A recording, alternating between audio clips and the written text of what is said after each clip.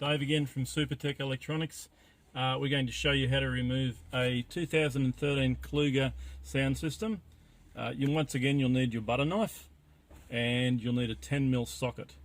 Now, you can use a handheld one. I'm using one of these because that's what I have available.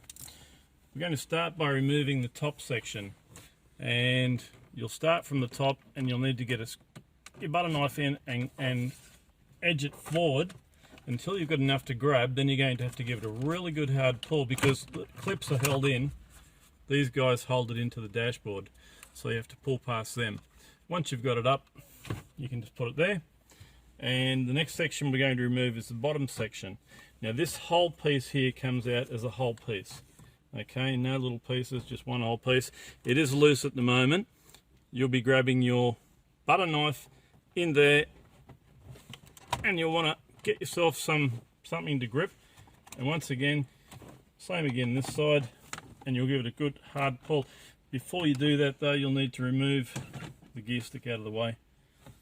Once you've got room to pull it, give it a good hard pull, and that can just sit there while you remove the rest of the stereo.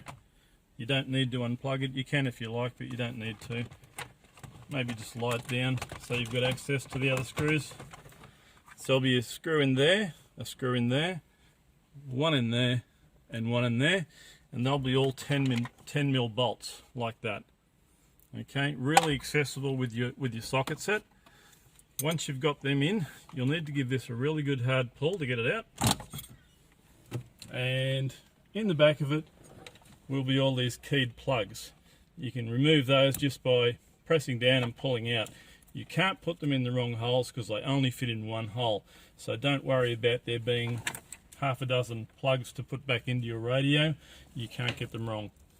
Alrighty, once you've done that, you can remove this top section. We don't need to repair your sound system. So you can remove that by loosening these screws here, those two there. Just give us the head unit, which is that part there, and the rest of this unit will slide back in with the rest of this, just minus this middle part here. And then you can slide that back in.